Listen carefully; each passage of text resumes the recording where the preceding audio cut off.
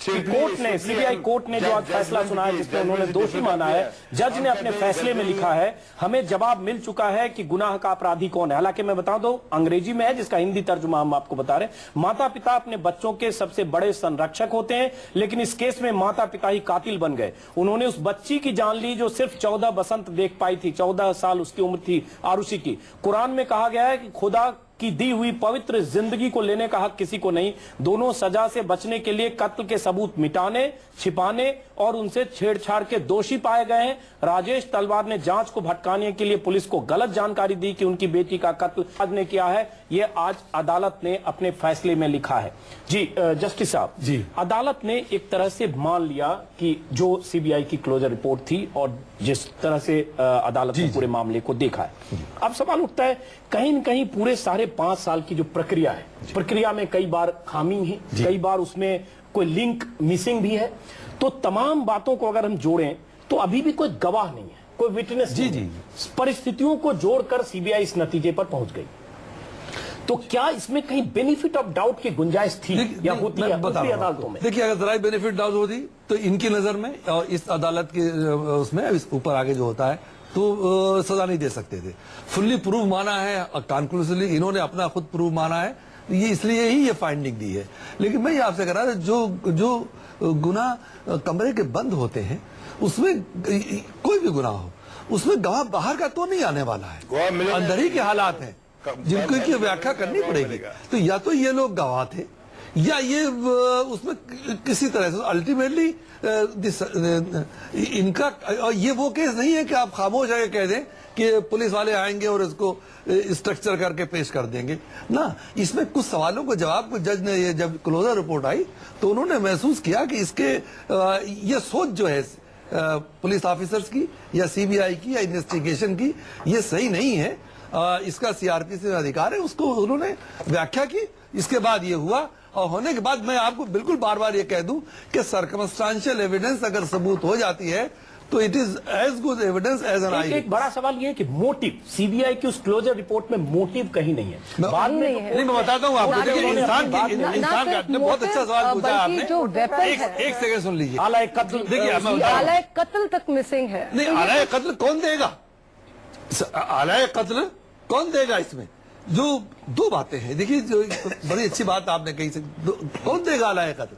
आलाए कत्ल तो देना मुल्जिम का काम है। चलिए हम मंशा पर आते हैं। 5 साल से एक मिनट जरा इनसे बात करते हैं, उसके बाद आपके पास आते हैं कि जो सीबीआई के जो आईओ थे उन्होंने जो अदालत में कहा उसमें उन्होंने कहा है कि हेमराज के कमरे में 2 गोल्फ स्टिक में से एक को उठाकर राजेश तलवार आरुषि के कमरे की तरफ गए जहां से आवाजें आ रही थी। दोनों को आपत्तिजनक हालत में देखकर राजेश तलवार ने हेमराज पर गोल्फ स्टिक से वार किया। यह सीबीआई की तरफ से सीबीआई के जो आईओ थे उन्होंने कहा। सीबीआई अफसर एजी कौल के अनुसार जो अदालत में उन्होंने कहा, जो क्लोजर रिपोर्ट में नहीं है, उन्होंने कहा कि पहले ही वार में हेमराज एक और गिर गए जबकि दूसरे वार में स्टिक आरुषि के माथे पर लगी जिससे उनकी मौत हो गई और उसके बाद हेमराज पर हमले के बाद आरुषि के कमरे में उसके बेड को कवर किया गया और उसके बाद उसे चादर में डालकर हेमराज को छत पर ले जाया गया। एपी सिंह साहब, आपने बहुत आक्रामक, उत्तेजक और ऐसे बयान दिए जिसकी वजह से आप चर्चा में रहे। मैं आपसे पूछना चाहता हूं, अगर ये बात, हालात ये सही है जो सीबीआई ने कहा है हेमराज और आरुषि के संदर्भ में और तलवार के संदर्भ में, तो ऐसा हो सकता है जैसा राजेश तलवार ने किया कि इमीडिएट आक्रोश में उन्होंने कत्ल कर दिया? क्योंकि आपने कहा है कि अगर ऐसे हालत हो तो पेट्रोल छिड़क कर आग लगाया जाए। पैदा होने की वहां स्थिति ऐसी नहीं थी। एक्चुअली इस केस में हुआ क्या, चर्चाएं बहुत हुई और 5.5 साल इसका ट्रायल चला और बहुत अच्छा मीडिया ट्रायल चला। इसमें जो कुछ हुआ वो सब पब्लिक सेंटीमेंट की वजह से हुआ। और अंजुम जी, आपको बताऊं, जिस केस में पब्लिक सेंटीमेंट जुड़ने की थोड़ी सी भी बात आती है वहीं पर सरकार एक्टिव हो जाती है। और सरकार का भी जैसे ही सरकार एक्टिव होती, जहां पब्लिक सेंटीमेंट जुड़ी, जहां न्यूज चैनल्स पे चले, अखबारों में छपा, वहीं पर वो बात सरकार के लिए किरकिरी बन जाती है। सरकार उस पर अपना हाथ रख देती है। और सरकार मैं बता रहा हूं मैं उसी फैसले पे जा रहा हूं उसी फैसले पे जा रहा हूं। उसके बाद जब सरकार के हाथ में आता तो सीबीआई पहुंच जाती। सीबीआई सरकार का क्या है, अभी माननीय सर्वोच्च न्यायालय ने कहा है, ओपन कोर्ट में कहा है कि सुप्रीम कोर्ट सीबीआई जो है और CWG और घोटाले की जांच नहीं चल रही है। आप सुनिए, 2G घोटालों की बात नहीं है, पब्लिक सेंटीमेंट की बात होती है। सुप्रीम कोर्ट ने साफ कहा सीबीआई जो है सरकार का पिंजड़ा है, पिंजरे में बंद तोता पिंजरे चलिए, में बंद है, लेकिन ठीक वो है? दूसरा मुद्दा है, आप मुद्दे को भटका रहे हैं। देखिए, यहाँ पे पॉलिटिकल पावर नहीं, सिंह साहब, यहाँ पे पॉलिटिकल पावर नहीं है। आप सुनिए, पॉलिटिकल पावर नहीं। इस केस की जांच किसने की? सीबीआई ने। क्लोजर रिपोर्ट आई, मैं आपसे CBI संदर्भ की। में बात कर रहा हूं। वही कह रहा हूं, क्या उन सीबीआई अधिकारियों के खिलाफ कोई कार्रवाई हुई जो पहले क्लोजर रिपोर्ट दे रहे थे?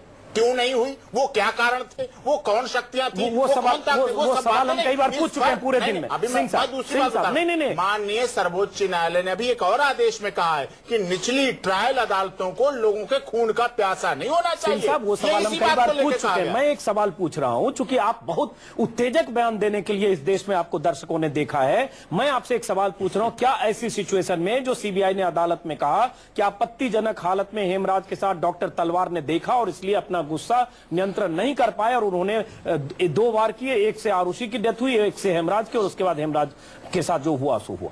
क्या ऐसा मुमकिन है? कोई ऐसा पिता कर सकता है? नहीं, ऐसा मुमकिन आप जैसा पिता जो ऐसा बयान दे के हम पेट्रोल छिड़क कर आग लगा देंगे? पेट्रोल छिड़क के बयान देना ये इस बात का द्योतक है कि हम अपने परिवार पर कितना कंट्रोल रखते हैं, हम अपने परिवार को कितना अनुशासन में रखना, उसे आप उद्दंडता नहीं, इस सिचुएशन में कोई बाप ऐसे रिएक्ट कर सकता है? मैं आपसे मतलब है नहीं, कोई भी बाप ये छूट दे दे कि फिर आप अपने एजेंडे पर नहीं, मैं पूछ रहा हूं, कोई बाप इस तरह से हो सकता है, उसके दिमाग पर इतना कातिलाना भूत सवार हो सकता है कि बेटी का ऐसे कत्ल करे? नहीं, इस बारे में व्यक्तिगत उनका विचार है, उनका राय, वो तो वही बता सकते हैं। सतपाल चौधरी, खाप और हरियाणा के उत्तर प्रदेश के इलाके में ऐसी बहुत बार घटनाएं होती है। मैंने घटना आपको बताई।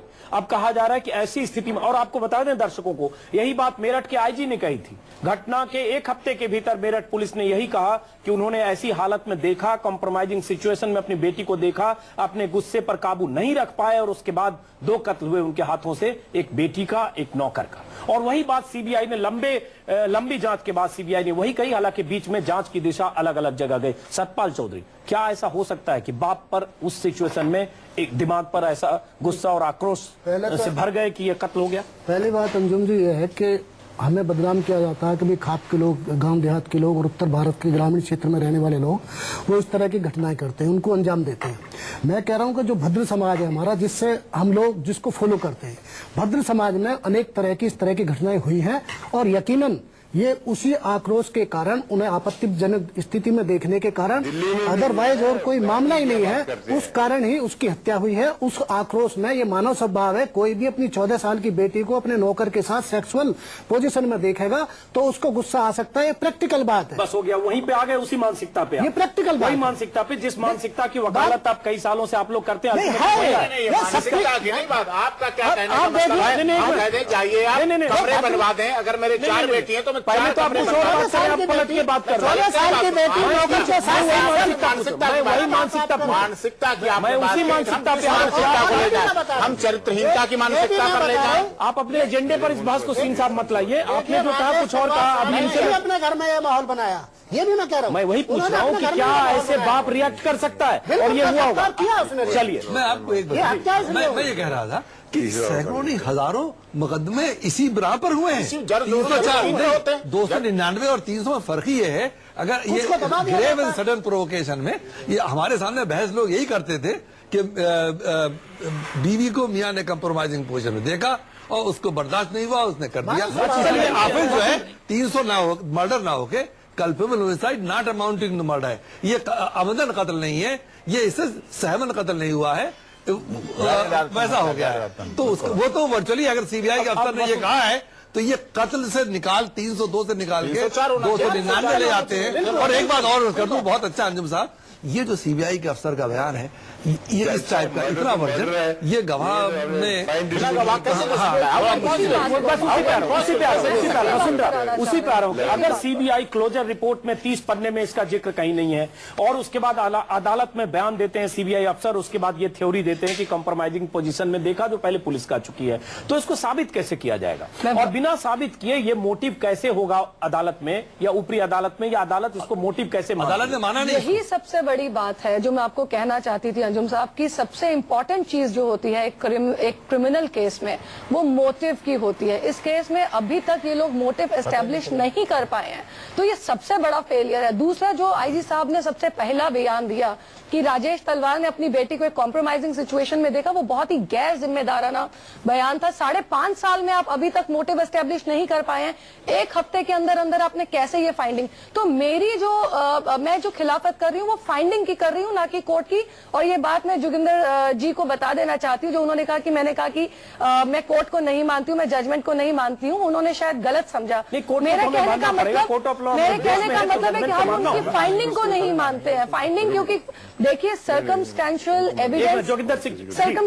एविडेंस के लिए सबसे महत्वपूर्ण बात है कि आप कहीं पर भी गैप्स ना रखें। जो लिंक थ्योरी है, जोगिंदर सिंह जी, एक मिनट, साबित होना बहुत इम्पोर्टेंट है। जोगिंदर सिंह जी, बात आप पर आ रही है। जो सर्कमस्टेंशियल एविडेंस एक तरफ, और अदालत में जो सीबीआई अफसर ने, आईओ ने कहा, कंप्रोमाइजिंग पोजीशन की बात जो कही, जो थ्योरी दी जिस वजह से राजेश तलवार आक्रोश में आए और उन्होंने कत्ल किया, स्टिक से पहले स्टिक लगी हेमराज को, दूसरी लगी आरुषि को, और उसके बाद पूरी थ्योरी, ये कहीं इसका कोई सबूत और गवाह नहीं है। क्या सर्कमस्टेंशियल एविडेंस के तौर पर इसको कैसे साबित आगे ऊपरी अदालतों में भी साबित किया जा सकेगा?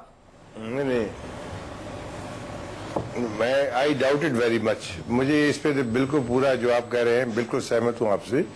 ये गेस कर लेना कि ऐसे हुआ था, गेस नहीं चलता, हमें एविडेंस चाहिए इन चीजों के लिए। खास तौर पर एक आदमी को जब जिंदगी भर सजा दे रहे हैं, रहने जेल में रख रहे हैं, आजकल तो सुप्रीम कोर्ट की डेफिनेशन आ गई है, जो life imprisonment is for life. ये नहीं कि 14 साल बाद छूट गए, उसमें दिवाली को छोड़ दो, दशहरा को छोड़ दो, ईद वाले दिन छुट्टी कर दो, वो नहीं चलेगा आजकल।